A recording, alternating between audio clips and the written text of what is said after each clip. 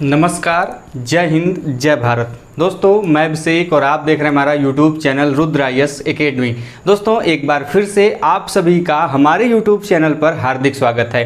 तो दोस्तों आज हम बात करेंगे BHU LLB 3 ईयर कोर्स के legal aptitude and legal awareness के सिलेबस के बारे में। तो दोस्तों बिना किसी लाग लपेट और ताम झाम के आइए सीधे हम चलते हैं अपने मुद्दे पर, अपने टॉपिक पर। तो दोस्तों जो BHU LLB का लीगल अवेयरनेस या लीगल एप्टीट्यूड का सिलेबस कहें दोस्तों, तो ये कई सारे टॉपिक्स में डिवाइडेड है और कई सारे टॉपिक्स से आपके एग्जाम में प्रश्न पूछे जाते हैं। तो दोस्तों वीडियो को अंत तक देखिएगा। यह वीडियो यदि आप BHU LLB एंट्रेंस एग्जाम देने वाले हैं तो आपके लिए बहुत ज़्यादा इंपॉर्टेंट होने वाली है। तो दोस्तों चलते हैं वीडियो की तरफ। दोस्तों जो लीगल एप्टीट्यूड और लीगल अवेयरनेस का दोस्तों पेपर है या टॉपिक है दोस्तों, सिलेबस है, उसमें मेनली जो बात है वो लगभग 9 टॉपिक से आपके एग्जाम में प्रश्न बनते हैं। और दोस्तों सबसे महत्वपूर्ण है आपका होता है दोस्तों आईपीसी दोस्तों, जो कि हम लोग इंडियन पीनल कोड के नाम से जानते हैं, जिससे हम लोग कहते हैं दोस्तों भारतीय दंड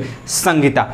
और तो सबसे पहले यह भी बता दूं हम आपको दोस्तों कि यह जितने भी लीगल के टॉपिक बताए गए हैं, इनमें से किन पे ज़्यादा फोकस करना है, किन को आप थोड़ा बहुत कम भी पढ़ेंगे तो चलेगा। तो दोस्तों आईपीसी हो गया, सीआरपीसी हो गया, लॉ ऑफ टॉर्ट हो गया, लॉ ऑफ कॉन्ट्रैक्ट हो गया, लॉ ऑफ एविडेंस एक्ट हो गया।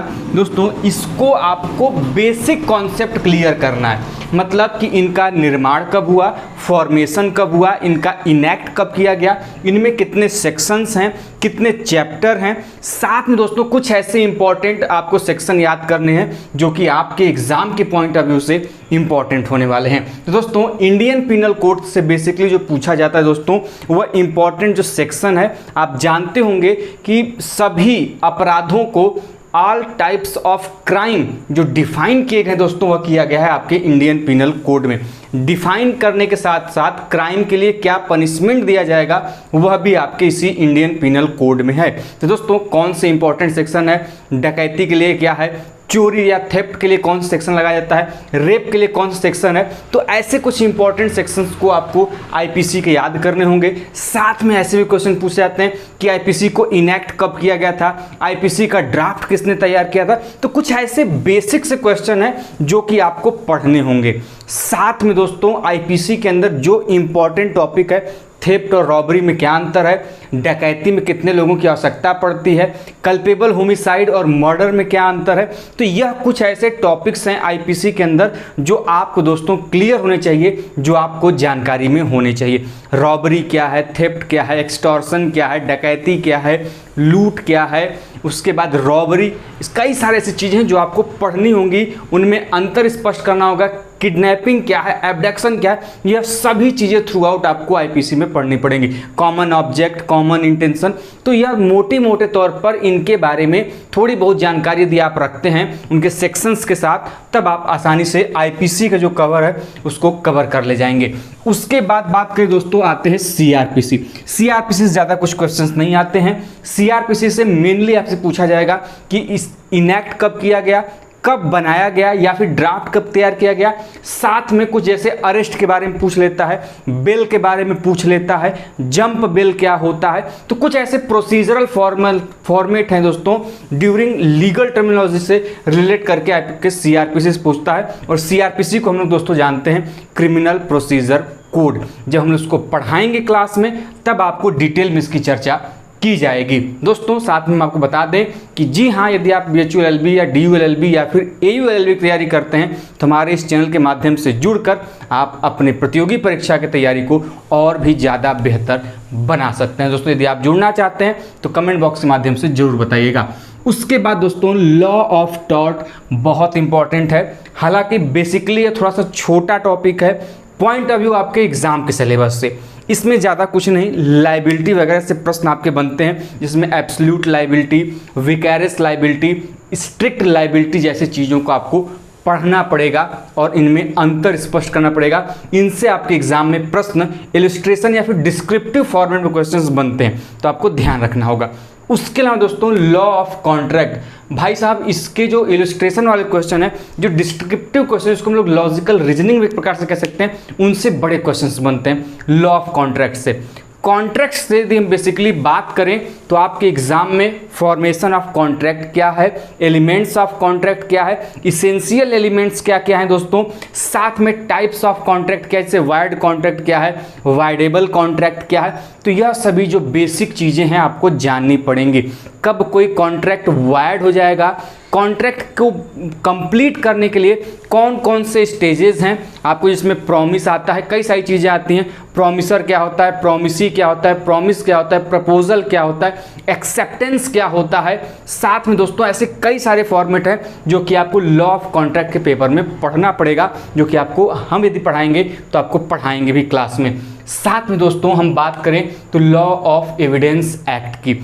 एविडेंस एक्ट से हालांकि क्वेश्चंस कम बनते हैं, इससे 1 या 2 या फिर क्वेश्चंस 9 के बराबर में बनते हैं। आपको एविडेंस क्या है, एविडेंस के टाइप क्या है, उसके अलावा गवाह क्या होते हैं, इन सभी चीज़ों से आपके क्वेश्चन जो मोटे मोटे तौर पे पढ़ते हैं यह आपके इस टॉपिक से बनने वाले हैं। तो दोस्तों आपको इसको भी थोड़ा बहुत जनरल नॉलेज के तौर पे देखना पड़ेगा। उसके बाद आते हैं लीगल रीजनिंग के लिए दोस्तों, जो कि डिस्क्रिप्टिव क्वेश्चंस के फॉर्मेट में आपको देखने को मिलते हैं। एक डिस्क्रिप्टिव फॉर्मेट में जजमेंटल क्वेश्चंस आपको दे देंगे, जिसमें आपको फैक्ट एंड सर्कमस्टेंसेस के आधार पे आपको दिए गए जो भी फैक्ट होते हैं उस पे आपको क्वेश्चंस का आंसर देना पड़ेगा।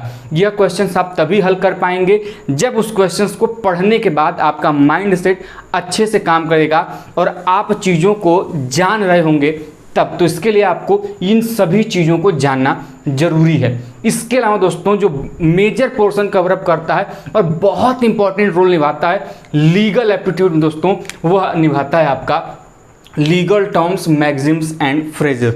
दोस्तों कई सारे लीगल टर्म्स एंड मैक्सिम्स जो डेली यूज़ में कोर्ट में या फिर उनके प्रैक्टिस में यूज़ किए जाते हैं, उनसे आपके एग्जाम में प्रश्न बनते हैं। जैसे एब इनिशियो क्या है, एमिकस क्यूरी क्या है, प्राइमा फेसी क्या है, ऐसे कई सारे दोस्तों आपके लीगल टर्म एंड टर्मिनोलॉजी हैं, फ्रेजेस हैं दोस्तों, जिनसे आपके एग्जाम में सीधा पूछकर उसका अर्थ पूछ दिया जाता है, उसकी मीनिंग पूछ दी जाती है। तो यदि आप जानते होंगे तभी आप क्वेश्चंस को कर पाएंगे। इसके लिए आपको वह सभी लीगल टर्म्स एंड टर्मिनोलॉजी पढ़नी पड़ेगी। तो दोस्तों यदि आप पढ़ना चाहते हैं तो हमारे प्लेलिस्ट में भी जाकर देख सकते हैं। बाइलिंगुअल मेथड से विथ एग्जाम्पल के साथ हमने पढ़ाया हुआ है।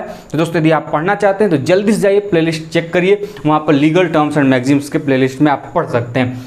उसके अलावा दोस्तों सीपीसी अर्थात सिविल प्रोसीजर कोड से भी कुछ क्वेश्चंस बनते हैं, हालांकि कम बनते हैं। और सबसे यदि हम मेजर प्रोपोर्शन की बात करें जो कि आपके एग्जाम में आता है दोस्तों, वह आता है कॉन्स्टिट्यूशनल लॉ से। जी हाँ दोस्तों, कॉन्स्टिट्यूशनल लॉ से जैसे फॉर्मेशन ऑफ कॉन्स्टिट्यूशन, संविधान का निर्माण कैसे हुआ, उसमें जितने भी पावर्स दिए गए हैं, चाहे प्रेसिडेंट का पावर क्या है, गवर्नर का पावर क्या है, चीफ मिनिस्टर का क्या है, प्राइम मिनिस्टर का क्या है, पार्लियामेंट का क्या है, फेडरल स्ट्रक्चर क्या है, आपके फंडामेंटल राइट्स क्या है, फंडामेंटल ड्यूटीज़ क्या हैं, जितने भी इंपॉर्टेंट आर्टिकल्स हैं दोस्तों, उन चीज़ों को भी आपको बहुत ही डीपली और माइन्यूट पढ़ना पड़ेगा, क्योंकि यह एक ऐसा सिलेबस है लीगल एप्टीट्यूड का टॉपिक दोस्तों, जिसमें से प्रश्न आपके थोड़े से मजे हुए आते हैं, थोड़े से ज़बरदस्त आते हैं। तो आपको इसको बहुत ही अच्छे तरीके से कवरअप करना पड़ेगा, इसको अच्छे तरीके से आपको पढ़ना पड़ेगा।